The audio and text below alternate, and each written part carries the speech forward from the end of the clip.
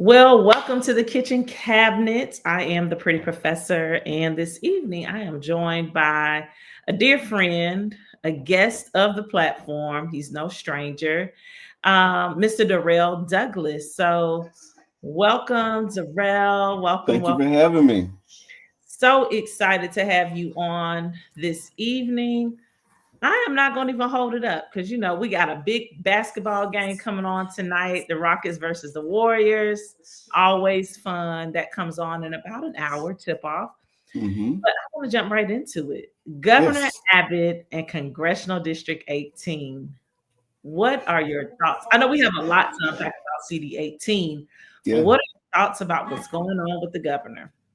So, at the end of the day, this is not really about, and from his perspective, what the people of CD18 want, because CD18 very rarely votes Republican. Hmm. So, really, this is a national decision. There are, you look at the most recent vote of the House when it came down to the continuing resolution, everything is like razor thin. And there are several seats that are up in the air. And so he's in no rush at all to call for a special election, because it's just going to be one vote against the Trump administration. So he's just sitting back, and that May deadline rolled away in March, Hmm. and it wouldn't surprise me if he didn't call an election in November either. There's Yeah, nothing in the law that says that he has to. I agree with you. I don't expect him to call anything. At first, I was hoping for November, and I think I actually said that. But I would not be surprised if he does not call for a special election at all. And the reason being is Congressional District 18, the leaders across the state, we don't have any Power. political currency. I was going to say that. Leverage. We have Yeah. no leverage to persuade him. Right. Um, unless we really got out and registered people to vote and did a big push of voter education and shifted some things in 2026. I don't think he's up for re-election until when 27 or I 28. I want to say, let's see, because Beto ran against him. So we just had 24. That would have been 22. Was Okay. that 22? Yeah, he has 4-year terms. We can actually look it up, but he doesn't feel any danger. Mm. I think for too long we've been a lopsided state, when it comes to All of the, politics. Yeah, everywhere, right? like, So, we have no statewide seats. Well, right, I want to say we, the Dems, because right, right, right, I've, right. yeah, but the Democratic Party has no statewide seats. They haven't held a statewide seat in at least 20. I won't Yeah. say at the minimum of 20, but I would argue probably closer to 25, if not more years. Hmm. Yeah. And so what that does is it provides like a vacuum. And so what's really interesting looking at Texas politics compared to like other states, we have these almost like watching the football games are really like scrimmages, right? So there's not really a fight on both sides. It's like the fight that happens are on the right. And then the Dems are very often forced into roles that are symbolic. you Hmm. know, it's a lot of, I mean, look what's happening at the ledge. They're doing, HBCU day and like stuff like that, proclamations. We have state reps to go down and say, hey, look up in the gallery. We have the such and suches, right? Like that is what it basically has become. And so what that does is negative because there's no one to really hold the other side accountable. It's just been Right. very lopsided. Right. So you were mentioning the how Congress is situated. Well, last week there were two races out of Florida. Hmm. The week prior, towards the end of the week prior to last week, the administration, meaning the Trump administration, sent the Congresswoman back, who was up for an ambassadorship. They sent her back because we don't know the why, but we can assume because things look so tight Yep. in Florida, they did not want to risk sending her approval, having her get that confirmation to become an ambassador, and then lose that seat, or that seat be held in jeopardy. Not say lose, Hmm. that she comes from a predominantly Republican district, but her seat be in jeopardy because the Democratic governor of New York could have done the very thing that we're seeing happen here in Right. Texas. Right. So for some people, they feel like, well, it doesn't make a difference if he goes ahead and lets us vote. Anything can happen in Congress because that margin is still very tight. It's not like they have Absolutely. 12 more seats. Right. That margin is And, significantly tight. and I would add that, we just had a big election in Wisconsin with their Supreme Court justices, and they run nonpartisan technically, but everyone knows which party each of them are from. And folks were pointing to the fact, and they were saying, does this mean that there's been a change in the tide, right? Since the democratically supported candidates were chosen? And I would argue that the answer is no, because a general election voter is not the same as a special election judicial voter. So you're talking about a smaller bucket of people. You're talking about a bucket of people that are paying attention to these races. And I would argue that CD 18 could flip because it's a wide open seat. So there are no primaries. And yeah, it could just flow a different way.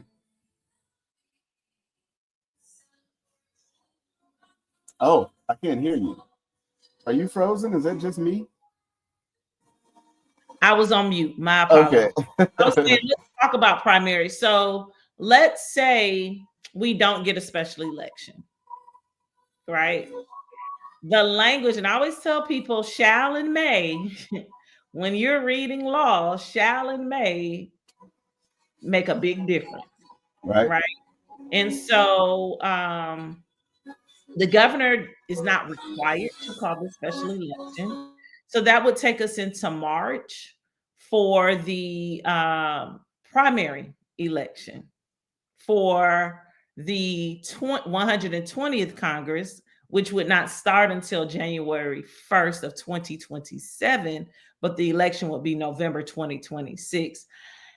And it's unfair. It doesn't feel good to know you don't have an elected representative in the House right now. Both of us are without that right now. We do have a staff that is in place there that can take care of constituent needs. So if anyone lives in Congressional District 18 of Texas and you have some needs, you can contact the Congressional District office locally here in Houston and in Washington, D.C. The staff is still in place to assist, but we don't have a voting member on the floor. We're essentially like Taxation without representation. So we're basically like BC. We have technically like a not even a delegate. Like no, we're there's yeah. I mean, the Virgin Islands has more representation than us. absolutely, I mean, absolutely, they have a delegate. DC has a yeah, delegate. yeah, We just out here yeah, in this exactly. very progressive city. I You I know, think I think it's a sign of the times. I think the fact that the governor is able to do this hmm really puts a mirror in the face of every elected official in the greater Houston area. hmm Because basically what's happening is he's basically saying, y'all can't make me do anything. And then it makes me think, I mean, if at minimum we can't get the governor to just call an election, like what does power and leverage really look like? And like what should we be thinking about when thinking about who this person should be that gets elected? right, right. So, I was thinking about a lawsuit. Hakeem Hmm. Jeffries threatened a lawsuit. The court is going to look at what that state constitution Right, says, right. right? Now, the court could decide that the state constitution is unconstitutional Mm-hmm. and then Mm-hmm. force it that way. But then we're going to be in jeopardy because it has to go, it's going to be appealed. Right. Right. And that would probably continue to Right. see. So it's quite interesting to see this whole thing play out. But as we said earlier, we have no currency, we have no leverage Right. to threaten him. Mm-hmm. Now he is up for re-election next year, Next year. Yeah. and I he has think it's also good terms. is yeah, unlimited. So he'll be Mhm. yeah. Yeah, Um go ahead. I was just gonna point out the fact that this also puts all of the current candidates and potential candidates in a really strange position Hmm. because some have announced, some are considering announcing, but there's no clear end point. So that's a very hard conversation to have with donors, with supporters. That's a very Employees, hard conversation. Yeah. employers. Employers, they're like, okay, because a lot of people don't know this. A lot of people who run for office, they have jobs. And Hmm. so I ran in 2022. Before I could officially sign on the dotted line, I had to step down from boards if they wanted me to. I Hmm. had to step away from work. Like everything was in the air. They could either say, if you want to run, you can't work here, or if you run, there are stipulations. People have a lot to do before they actually do it. And now there's this up in the air, especially if you're a current elected official. Yes. So that's wow. Yeah. Yeah. It's a lot. It's a lot to take in. And, you know, my challenge would be to constituents and those interested candidates or who want to be candidates, but definitely constituents and even other voters around the state, not just here in the Houston metro area, is to make their elected official say that they support CD18 getting a special election. There you They go. go on record, Yes. including, oh, that's loud. I don't know Oh, it what is? Hold on a second. it just got real loud.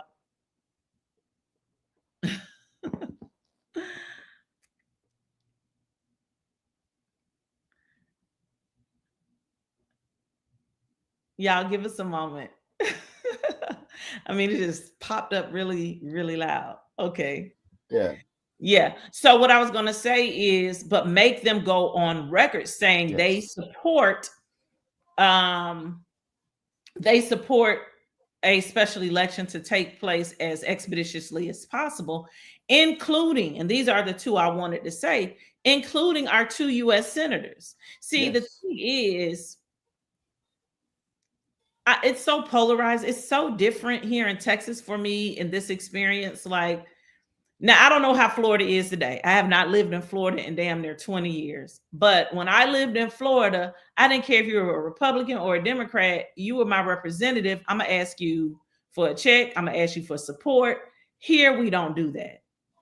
Here, that's like you are sleeping with the enemy. No, that is my representative because Absolutely. regardless, that's their job to support their Absolutely. constituents.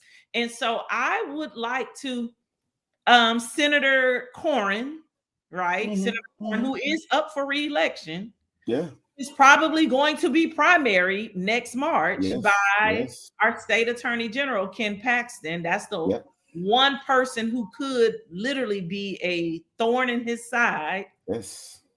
You know, Senator John Corrin. Do Yeah. you agree Yeah. that the citizens of the 18th congressional district here in Texas should have a special election? And would you petition that of the governor? You know, Right. same thing. Senator Raphael Ted Cruz. Right. Thing.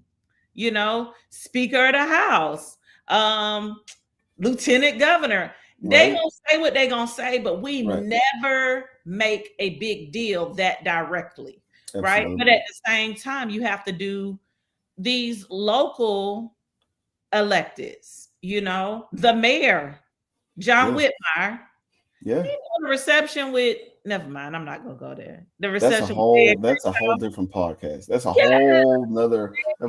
Crenshaw. Yeah. What congressional district is that? Two? Is he still two? 22. No, two. Crenshaw's 22. Oh, Two. two?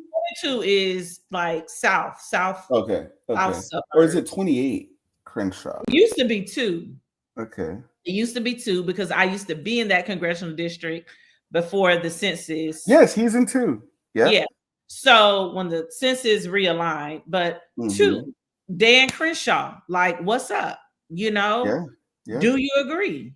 Yeah. Do you agree with 800,000 people being without representation right now? 800,000 people, that's more than some states. Right. That's more than like Right. those middle America, Yeah. right? Yeah. Those Yeah. states, like, Yeah. come on. And I don't think we understand what that does, right? So, yeah, I'm interested in seeing, does Hakeem Jeffries stick to this threat? Because that's all it is right now. And I like Hakeem, right? But listen, are you going to file the lawsuit or not? Right. Well, and I think we're seeing in real time. Or are you we're going to help the seeing constituents file the lawsuit? Right. That's the interest. I think we're seeing in real time what it looks like for there to be a power vacuum. And my fear is that this same situation is happening on the floor of the Senate, the state Senate, the state house. Like, is this how we're negotiating? Like, is this the extent of the leverage? Because, I would have assumed there would have been more of a push, and I'm really hoping to see that. But the lack of it is showing me like, wow, we really just out here, and we really have to organize, I think, the electorate to like put some fire, because this is not okay. It's not okay. We literally, yeah. And I want to, I guess, call out our local electeds. Yeah. I mean, you can write letters, you can give a quote to the media, but are you organizing on the ground? Yeah. It should not be. Yolanda Jones called a press conference at the Capitol and pulled together some folks. That was, I think, last week. But it's a really interesting situation because John Whitmire, who was the dean of the Senate, worked very closely. So you'll notice, I forget what it was, where there was a bit of a deficit. And it was like overnight, because there were some council members that were going to do an amendment. And overnight, Governor Whitmire is just like, oh, we're going to get, Mayor Whitmire. Mayor Whitmire is like, oh, the ledge is going to send us some funds, so don't worry about. And it's like, well, wait a minute. What did you give up for that? Like, what was the conversation? And if it's that easy, can we get a little more for some other stuff? Because there's other stuff that's on the grocery list. Yes. Yeah. All right. I think we've hit this one real good. Yes. So Governor Abbott does not have to call a special election. We agree. We doubt he will call one at all. So the deadline for May 1 has passed. Now, I do want to do this before we skip away from this real quick. His statement that he released last week about Harris County. Yes. Now, that was a bold-faced lie. Yeah. And I just got to call it what it was. That was political theater. Yes. Because this same county is where you got votes, Governor. Right. And our county clerk has worked with both political parties to pull off successful elections over the past several years. And I think that's just BS to say, well, they need to get better at holding elections before I give them a special election. It's insane. Yeah. FOH. Yes. Like, all day long. Like, yes. Stop playing with us. We have to be willing to say it, like, call it out. Call it out. Okay. So moving on, the next thing, more Texas, very local. Now we get into the Houston Independent School District, the trial we've been waiting on since 2021? Yes, and I have it pulled up if I can read a paragraph from it. For those that are watching it may not know what's going on. So a former HISD vendor and cabinet member are embroiled in a federal trial expected to last 3 weeks. The district's ex-chief operating officer, Brian Busby, faces a 33-count indictment with former vendor Anthony Hutchinson that includes charges of conspiracy, wire fraud, witness tampering, willfully filing false tax returns, and bribery concerning programs receiving federal funds. If convicted, Hutchinson and Busby could face up to 5 years for conspiracy, up to 10 years for bribery, up to 20 years for wire fraud, and up to 20 years for witness tampering, and up to 3 years for each tax account. Hutchinson and Busby hired top attorneys Rusty Hardin and Dick DeGuerin, known for leading the prosecution of someone we just talked a little bit about before, the prosecution of Attorney General Ken Paxton in his Senate trial. If y'all remember that, he was impeached by the House, but he was cleared by the Senate in what was a very, a long party line vote. They say it is relatively uncommon to have a federal jury trial. Most federal criminal cases do not go to trial, and less than 1 percentage point of federal criminal defendants are acquitted. Less than 1 percentage point. Wow. So Yes. means if they put it up, they already have it. Yeah, Wow. they don't lose. Federal prosecutors rarely lose. I think that's Yes. probably another reason why I fangirl out so big over Angela Davis Yes. because they tried to prosecute her and she took on the Yes. system and she won. Yes. These two not gonna Not so much. they Not better so much. so $6 Yeah. million. Yeah. We're talking $6 million. And those of you who are joining us, this was mowing. This is over cutting grass in Houston Independent School District, the largest school district in the state. And I want to say one of the top 5 largest in the country in terms of school districts. So I will say about 20 years ago, I worked for a school district in construction and facilities or facilities and operations. Okay. Construction, you're always going to have that cloud over you where there's an opportunity for bribery to occur because you're rewarding so many contracts, right? And so people to turn a blind eye. And what to me is someone who has experience in a local school district on the administrative side in facilities and operations, which would include cutting grass, it exposes the need for some things need to be in-house. Yes.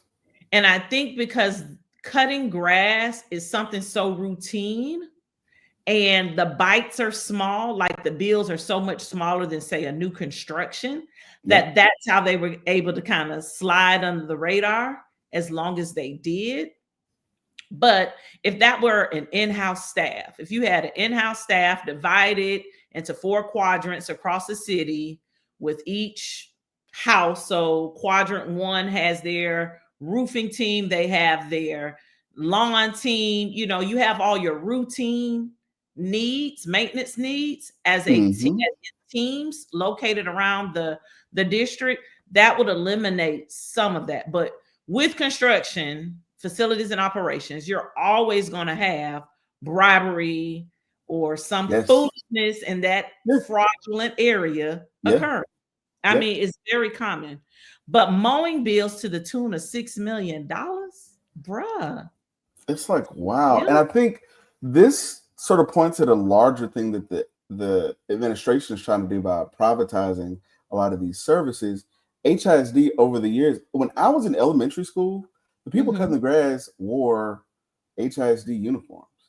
The people in the lunch lines that serve the food, they were employees of HISD. And over the years, there's been this march towards privatizing, every single part. So like Aramark, I think, has the contract for the food, and now we're contracting out all these things, but these are taxpayer dollars. These are taxpayer dollars.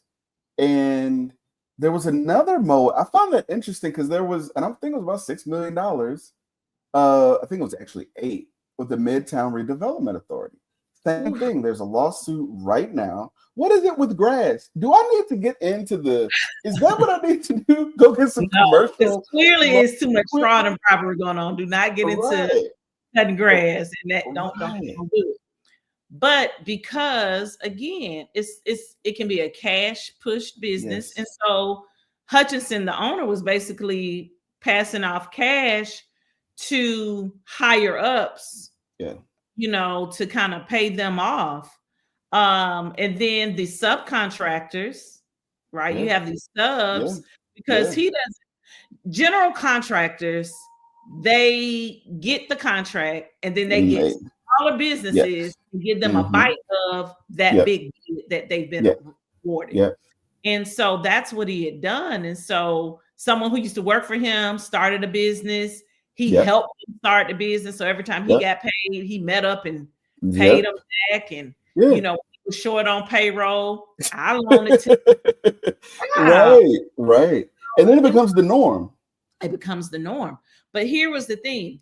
He then took another business and applied for small construction jobs that were below the bid process, the big bid process. Because I've sat it in on these. Like, this is what I used to do for a living. Before I went to law Mm-hmm. school, this is what I was doing. And that was part of the reason why I wanted to go back to law school, because I saw Yeah. I'm Yeah. like, wait, but Yeah. that's a whole nother series. But he started this other company, and the boss, but Busby, Busby. BUSB, Mm-hmm. Mm-hmm. he basically told there were 3 people on the evaluation team to evaluate the bid, Mm-hmm. small contractors, and he told them, make sure he gets it, make Yeah. sure he gets And it every time, and he started paying them. yeah. And what's interesting with Busby, he was the chief operating officer. Yeah. But Busby actually started as a custodian. And he worked his way all the way through the system. And I actually like I know Buzz, like I met Busby. I like know Busby, and he's a really good guy. As a matter of fact, he has a job now working at a church. I forget which church it is, but he's on staff. If you Google it, his name and picture will come up on somebody's. I want to say it was Silver Lake. I may be wrong. It could be Silver Lake, but it was one of those things where, on one hand, when the news hit, I was just like, you don't want to believe it because it's like, no, like not him. But then as you read it, you see how like this became the norm, and he got sucked into, I mean, these are decisions that he made, but this is the environment that they're working in, and it's culture. Sadly, yeah, it's the culture, and it's the culture. Like, wow. And being at the top of it, he influenced the culture. So I had the exact opposite experience when the news broke, because again, 20 years ago, this is the field I was in. And as a planner, as a facilities planner, I mean, I've done all kind of stuff in terms of construction. I've done the evals of RFPs as they come in, looking at bids, I've done feasibility studies, so I know how this stuff works. I've done capital plans, 5, 10, 15-year capital plans. And so to see this happen, I'm looking him upside his head, this total stranger, like, you did whatever the hell they accused you of. Because we know this about the feds, right? Yeah. 1%, only 1% will get off. Right. And because so many people who are now witnesses admitted to what has happened, on top of them having evidence, because Hutchinson kept a ledger. He kept a ledger of some of the payments. And you had board members taking, a board member, from what we know so far, a board member, Rhonda Skiller and Jones, took a payment or took some payments. It wasn't much. I think it was under 20 grand. You had employees taking payments. You had a secretary or someone, admin, who was doing the inputs, who recognized the inconsistencies. And that's probably what raised the flag, right? And what's also interesting, I remember this. So In 2016, this is ex-HISD trustee Larry Marshall, Mm-hmm. several conspirators found liable in a civil robbery case. So this was a civil case where basically vendors sued in civil court saying because of this system that y'all had going, I missed out on money, right? Yeah. So I found that very interesting. So it says, after weeks of hearing evidence, a jury declared, and this is ABC 13, by the way, a jury Mm-hmm. declared that Larry Marshall and others owe as much as $5 million to a company that claimed it did not get jobs as an HISD vendor because the company's president, Gil Ramirez, did not pay bribes to Marshall. So I found Yeah. that very interesting the way that rolled out because it never went criminal. They did a Well, civil lawsuit. because they chose to go for the money. Yeah, but The, it was the victim, there ain't no victim right. here. The victim here is Right. the victim in this case are the students and employees and taxpayers of Houston Independent School. Yes. Yeah. Those are Yeah. the victims here. And Yeah. so that's the difference. That contractor was like, F this, I want the Yeah. money. So Right. I'm gonna take a civil case, Yeah. right? I'm gonna take this up in civil court and let a jury decide and Right. reward. But Right. again, you see how sticky Yes. how Systems sticky get. things can be in Mm-hmm. construction and the awarding of these contracts. So you had employees, board member, an executive with the school district, and the school district has yet to change their facilities operation. Yeah. Like Yeah. it It's should almost be, like it's it should be an in-house firm, yeah. and only for major maintenance and major construction and major renovations should we be bringing in general contractors to build Yeah. a new school or to build a Yeah. new. But for the Yeah. maintenance, something as small as cutting grass, you got Leroy and Pablo over here Yeah. working Yes. for XYZ company, Getting right? paid $12 an hour. We're on the $12 front an of hour with right. no state benefits versus having your Yeah. in-house team with Pablo and Leroy Right.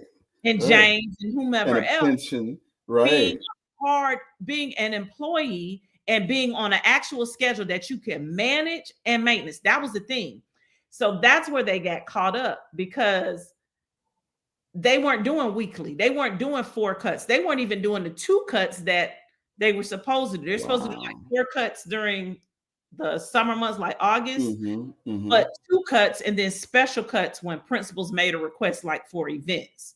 Yeah. Yeah. If you have a schedule and you have employees in Yeah. house, Yeah. then it will take care of itself, Right.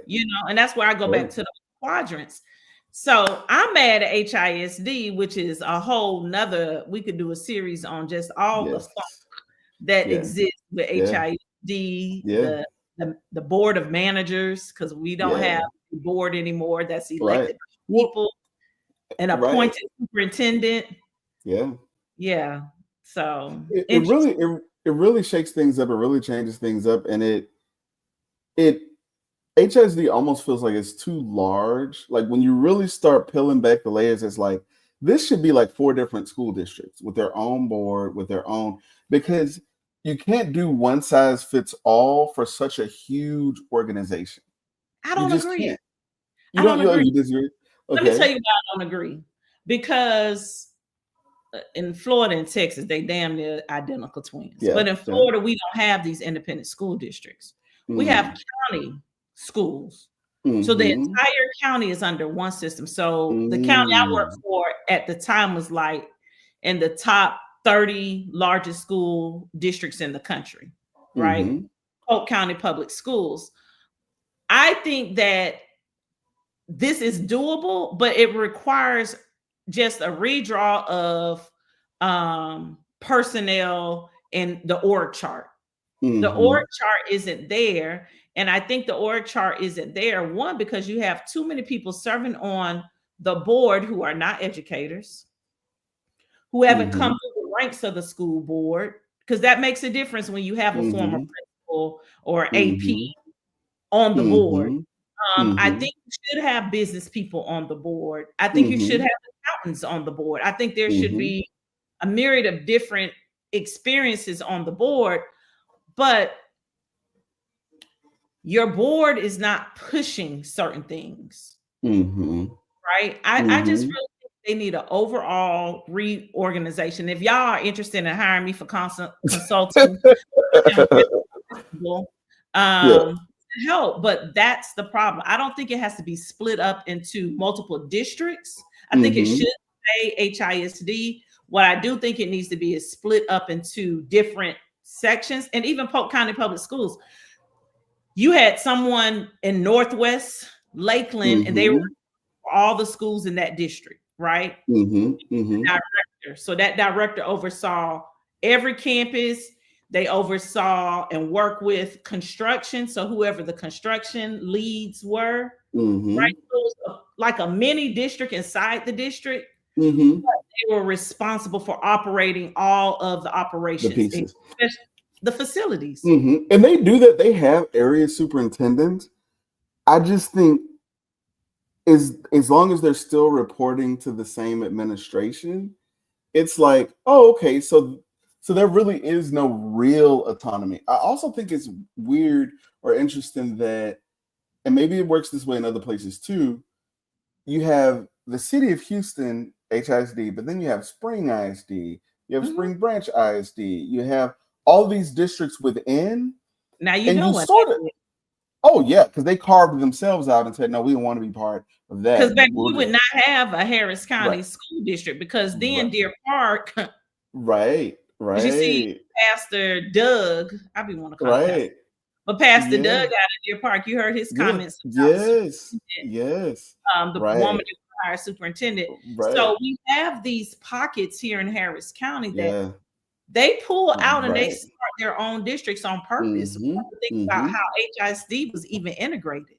That was a Right, handshake in a back room. That wasn't right. no, because they were like, y'all not about to be down here in Houston turning up like Doing, y'all have yeah, done in the South. exactly, So what we're exactly. gonna do is Sylvester, little Sylvester, you can go Yeah, ahead and you can integrate Klein High you go to School. client. Yeah, And yeah. shout out to our We'll pick. Right, we'll who pick one or two, like, and valedictorian, that'll be it. Yeah, but you know, he exactly. integrated that school. Like we Yeah, have to, and that's why I say yeah. history is so close to us. I mean, this man just died Mm-hmm. 70. How was He Sylvester? was 71, I think, 70 or 71. 71. Yeah, He integrated his high school. yeah, yeah. I was talking to Norma West Green, who we're having a meeting on April 16th about trying to uh, you know, do some on the ground organizing. But I was having coffee with her, and she mentioned she was telling this story, and she's like, "Well, this is before everyone had a television, so we were listening around the radio." And I'm like, "Wait, pause. Can you rewind?" And I had to sit in that for a minute. Like, she's talking about this thing that happened. Actually, the founding, the vote at the UN for Israel to become Israel, right? Like she was listening to it on the radio. It's Like me like, listening to NPR in the morning. yeah, it's like wow. But she was doing it because there weren't like imagine a time when before people had TV. So yeah. I Mm, mean, the youth couldn't imagine time before these.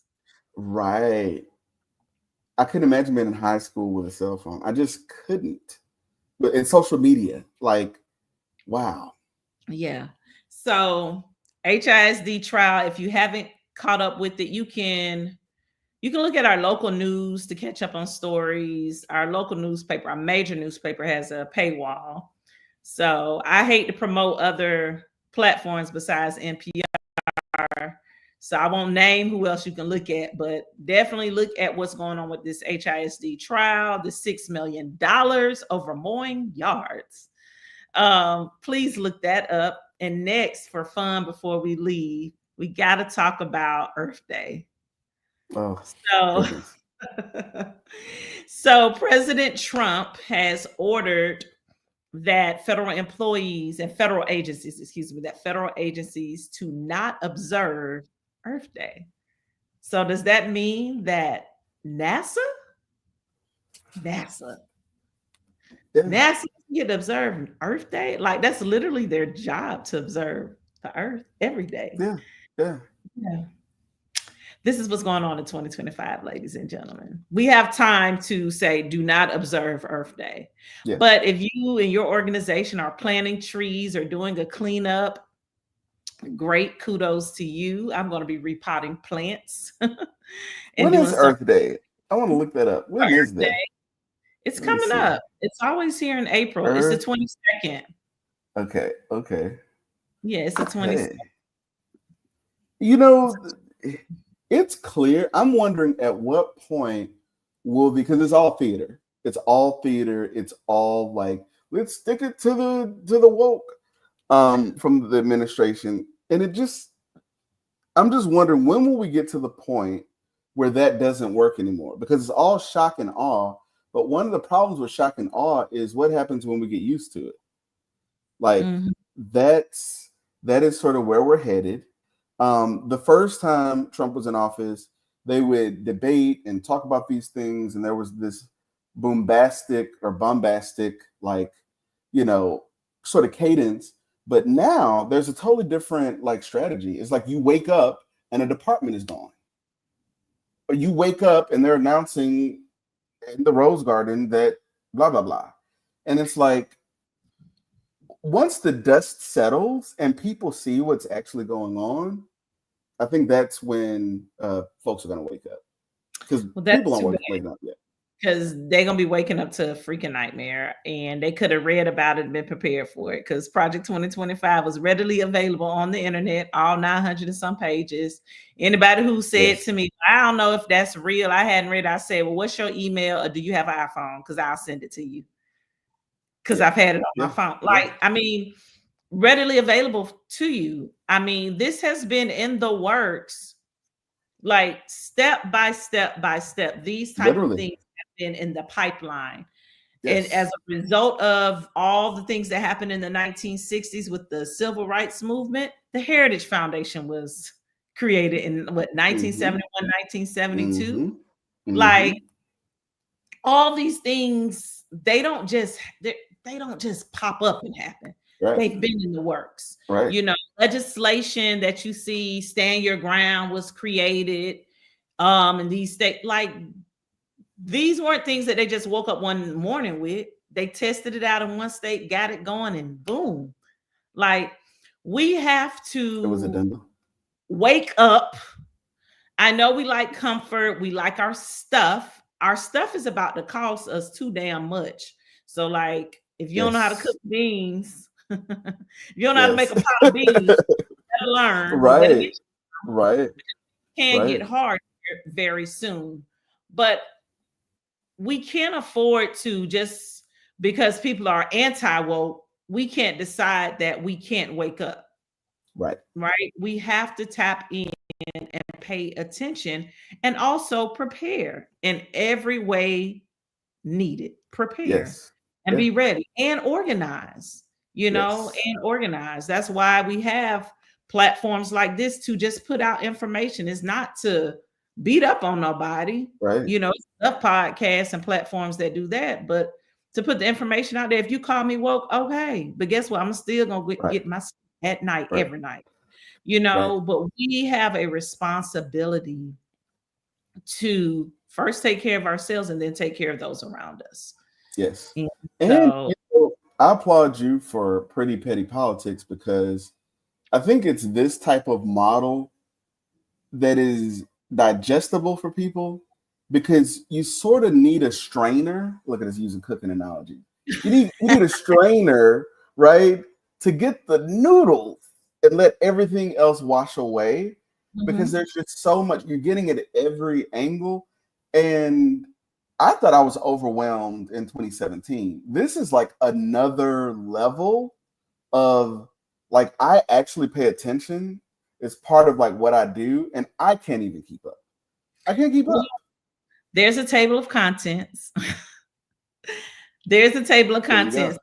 You can use your finger and follow along. Yeah. So when something Yeah. happens, just go to that table of contents and you can see what's the next step. Like, Yeah. it's literally a blueprint.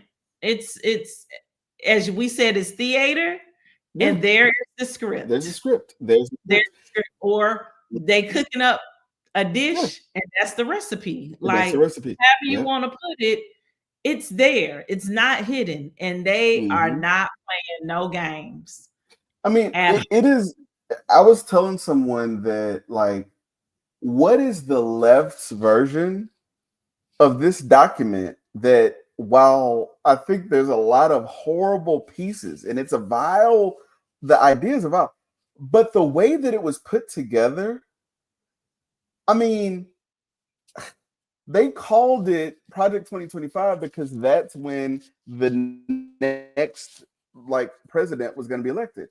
And they I'm are gonna literally, go ahead. I'm gonna tell you what the left's plan is. The left's plan is black women, and black women Mm, are like, find somebody else to do it. yeah. We out there, where them fans at? Where them Find fans? somebody else to do it. Yeah, We yeah, no, the answer is yeah, no. You do not get yeah. our labor, because Right. this is what happens, and this happens all the time. Mm-hmm. We are passionate. We are nurturers. We are super freaking heroes. We take care of Mm-hmm. ourselves and everybody else. And usually we take it Mm-hmm. not in that order. We take care of everybody else Mm-hmm. first. And then whatever's left, we try to see if anybody else needs some of it. And then we'll take the Right. residue for ourselves. Right. And we're not doing that anymore. The Right. left needs to get it together, or else we're leaving the building, Right. because we survive regardless. We've survived everything that has been Mm-hmm. presented to black people, or who we call black people today, or colored, or Negro, or African Right.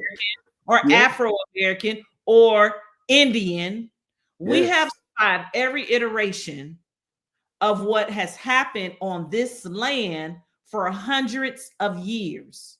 And Mm-hmm. for the first time, Yeah. the laborer, the one who Yeah. delivers, Yeah. is saying no. And our Right. men are like, and we got her back. No, Right. we ain't doing it either.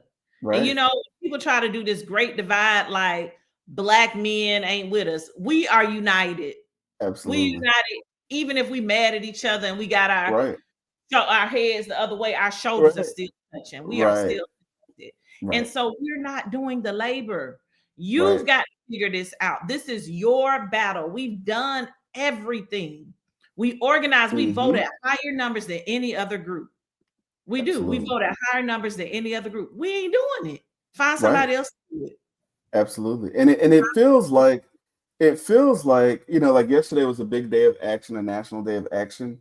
It's almost like, in my opinion, like everybody who's not black, right? Mhm. Specifically, I would say white liberals, please talk to your aunts and uncles. Talk to your grandfathers and grandmothers. Like that's the work that needs to happen, I think, because how my grandma used to say, I'm tired of talking. I'm tired Mhm. of talking, right? And we've got so much building to do, like as a community. Like I'm trying to encourage the people around me to start businesses, to plant Yeah. gardens, to like that's the type of catching up that I'm looking forward to doing. And I don't know, am I tracking on your end? T Bella said yep when you were talking about Yeah. the black women. So yeah, I think it's an interesting time to be alive. And happy Earth Day in a couple of weeks. In a couple of weeks. Yeah. Yeah. Yeah. One more thing before we go. We know tonight we have the Rockets versus the Warriors, and Mm-hmm. they're out in the Bay, I think, tonight. I don't think this is a home game for the Rockets. Mm-hmm. Let me edit this. But who you got? You know what? I'm rooting for the Cougars tomorrow. My application to join the bandwagon was approved. I have changed my I'm talking uh about the Rockets and the Warriors. We're gonna listen, get they the baby rocket. And so I'm going for the Rockets. I'm going all Houston this week. I got my okay. red t-shirt. I'm ready to go. Okay, so we got Rockets versus Warriors tonight. I am excited about that. I do love Steph Curry, but Okay, okay. want the home team to win. Let's keep that momentum up. But we got to talk about these Yes. Cougs, Yes. right? Go Yes. Cougs. University of Houston defeated Duke in a very strange last few minutes. It was Duke's game. Yes. You know, it was Duke's game and until it wasn't. Yeah. And so congratulations to the University of Houston on their huge win last night in San Antonio. And now they advance to the final game of the Final Four, facing the University of Florida. So people have asked me, who am I going for? I'm like, I won last night. Honestly, I'm a Tar Heel. I'm a North Carolina Tar Heel basketball fan, have been since childhood. And the Tar Heels are out, but you know, our nemesis is the damn Duke Blue Devils. So because the Blue Devils lost last night, it's a win is a win for me. Yeah. Anything that happens tomorrow night is a win, but my hope and my prayers will be for those Cougs. So go Cougs. Go Cougs. Yeah. You know, usually when a team like Houston gets into like the Elite Eight, it's like, oh, you know, it was a fluke. Oh, they'll get in there. No. Then when they got to the Final Four, it was like, okay, like we're in there. So yeah, shout out, go Cougs. I'm not too far from U of H. Yeah. They're in the 18th congressional district. They're in the 18th. They don't have listen. I was looking at it. I was like, how hard would it be to do a little road trip? Like, I'm down to drive down there. I can't do that. I skipped out on my student. I had to take care of some business last Monday.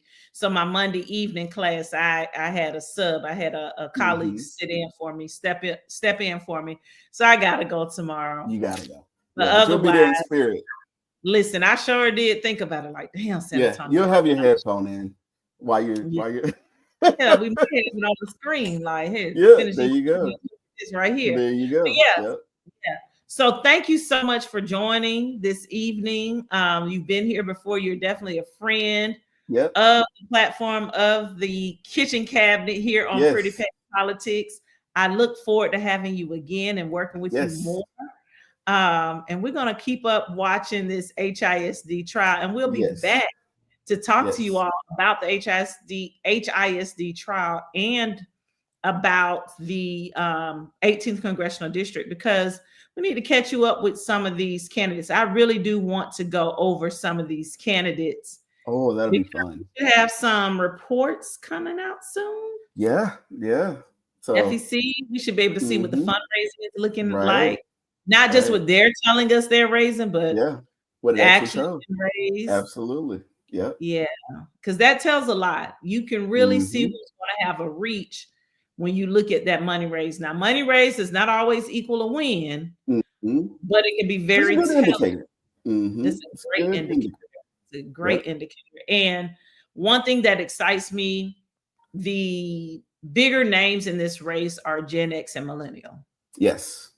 And that excites me. That is true. That excites me that younger people are running. Everyone, major names in this race, let me say that, so far are under 50.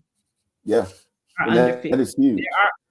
Now, I do think, now, I'm going to just say this and I won't be surprised, and I want to go on the record and say, if your state representative, who is also my state representative, decided to run, it will shake it up. By the end of the year, it would shake up the race. The hell out of this thing up. It would shake the race. Legislative session, Delana Jones. Yeah. But she would shake it up, but she would also be the more senior person in the race, as I think she's closer to 60. And so she would be the old guard. And she does. She comes Isn't that interesting? In this race, she would be the old guard. That is wild. She comes from that more traditional way of running too. Absolutely. They're not big on fundraising. Right. But they got those they got phones, and they got the old school way of campaigning. So that's gonna be an interesting race to see. Yeah, and she has history. I mean, she was a at-large city councilwoman. She was on HISD when all this foolishness happened. But now she's a state rep. So she definitely has her household name. And it goes far. Exactly. Like it or love it. I mean, it opened Yeah. doors for her. And I think she would shake up this Mhm. race. But I am excited about the younger people in the Yes. race. And I am pushing Yes. for younger people. I don't want to see anyone else fighting for their lives and losing their lives Right. Right. in Congress. Exactly. Just, Yeah. yeah, I think that's not too much to ask. Yeah. And we said Yes. back in Yes. August or July, Yes. whenever that Yep. was for. Yep. Okay. Yep. All right. This All was right. fun. Thank Thank you for you. having me. Always, always. Have a good evening. All right. Now, thank you all. Be sure to follow us. Follow Pretty Petty Politics on YouTube, the Pretty Professor on TikTok, and Pretty Petty Politics as well on Facebook. I thank you for joining us tonight. If you have any questions, always shoot us a message. You can email us prettypettypolitics@gmail.com. Peace out. Have a good night.